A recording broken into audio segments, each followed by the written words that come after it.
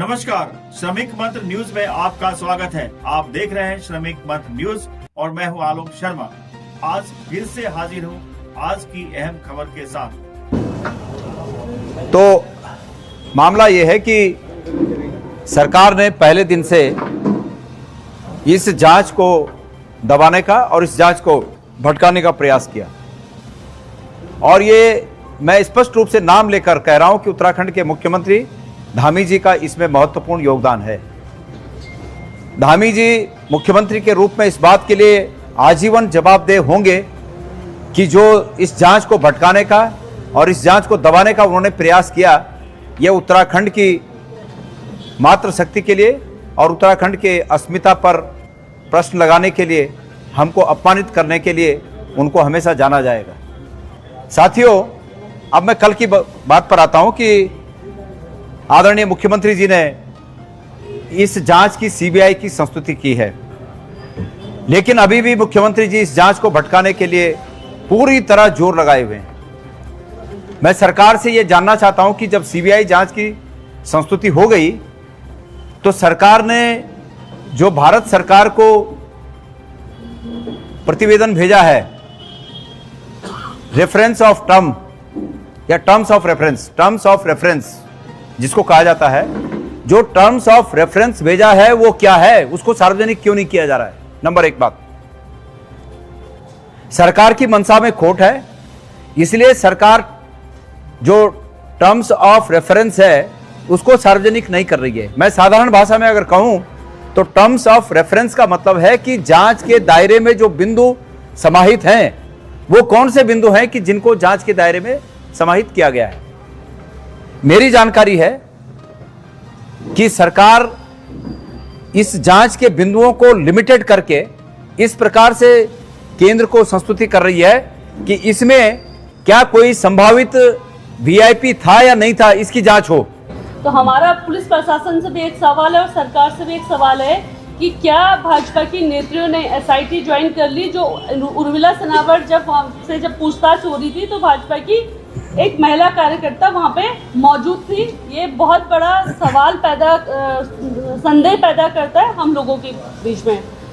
बाकी अंकिता भंडारी की जांच, जैसे सर ने बोला कि सुप्रीम कोर्ट के जज की निगरानी में हम लोगों की मांग थी और जिस तरीके से इसको अभी सर से मुझे जानकारी मिल रही है कि कुछ पॉइंट्स पे सीबीआई जांच की बात हो रही है, तो इसको सार्वजनिक करना चाहिए सरकार को।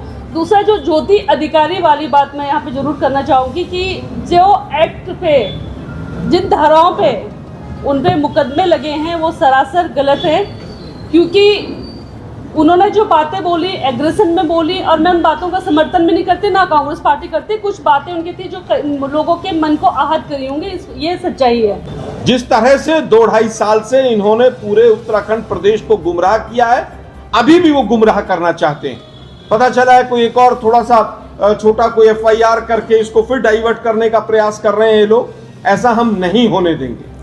आज पूरी प्रदेश कांग्रेस कमेटी और हमारा पूरा केंद्रीय नेतृत्व, कल माननीय राहुल गांधी जी ने भी ट्वीट के माध्यम से जिस तरह से धामी सरकार को घेरा था, उसके बाद ये डरी है सरकार। धामी जी का एक बयान आया, धामी जी का बयान आया कि कांग्रेस पार्टी भ्रम फैलाने का काम किया अंकिता मामले में। भाई, तो उनके पास मैंने कहा ना अधिकार है कि वो इस भ्रम को दूर करें। सार्वजनिक रूप से माफी मांगने के लिए कहा उन्होंने, और वो नहीं मांगे। 3.5 साल से जांच लटका रहे हैं और आज भी लटकाने का काम कर रहे हैं। वो माफी, वो उनको नहीं मांगनी चाहिए माफी। उनको माफी मांगे न मांगे, इस प्रदेश की जनता उनसे माफी मंगवाएगी। मैं फिर आपके प्रश्न पर मैं फिर कहना चाहूंगा, इस केस में सबसे बड़ा अहम रोल उस व्यक्ति का है जिसने उस कमरे को तोड़ने के आदेश दिए। वो व्यक्ति कौन थे?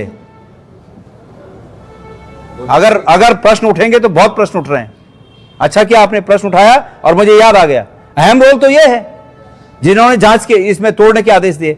तो बात यह है, माफी तो अगर हम गलती करेंगे भाई तो हम वो भी मांगेंगे, लेकिन आज गलती सरकार की है। 3.5 साल से इस जांच को भटका रही है, इसके लिए वो माफी मांगे। तोड़ने का आदेश किया भाई, मेरी बात सुनिए। मेरे पास अभी किसी हमारे साथी ने ये महेंद्र भट्ट का ट्वीट दिया जिसमें लिखा है, ये आप मित्रों, मुझे आश्चर्य हो रहा है कि कांग्रेस सरकार की बातों पर विश्वास नहीं कर रही है, पर कांग्रेस के पास विकल्प है तो वो न्यायालय में जाकर सीबीआई जांच करे। मैं पहला प्रश्न भट्ट जी के लिए है कि न्यायालय में सरकार ने जब सीबीआई जांच की मांग हो रही थी तो विरोध क्यों किया? ये क्यों कहा सरकार ने न्यायालय में कि हम इस जांच को पूरी तरह करने में सक्षम है? धन्यवाद। एक सवाल आपसे और कुछ मामला सब निपट गया, सीबीआई जांच आदेश कर दिए, फिर हड़ताल क्यों? सीबीआई जांच के आदेश समग्र नहीं है। सीबीआई जांच के आदेश हाइपोथेटिकल क्वेश्चन पे होने जा रही है, ये हमारा अंदेशा है। और अगर ये अंदेशा गलत है तो सरकार जो टर्म्स ऑफ रेफरेंस है उसको सार्वजनिक करे। जो सरकार जिस दायरे में जांच कराने जा रही है, सरकार ने जो सिफारिशी पत्र बनाया है उसको सार्वजनिक करे। देहरादून से श्रमिक मंच संवाददाता की एक खास रिपोर्ट।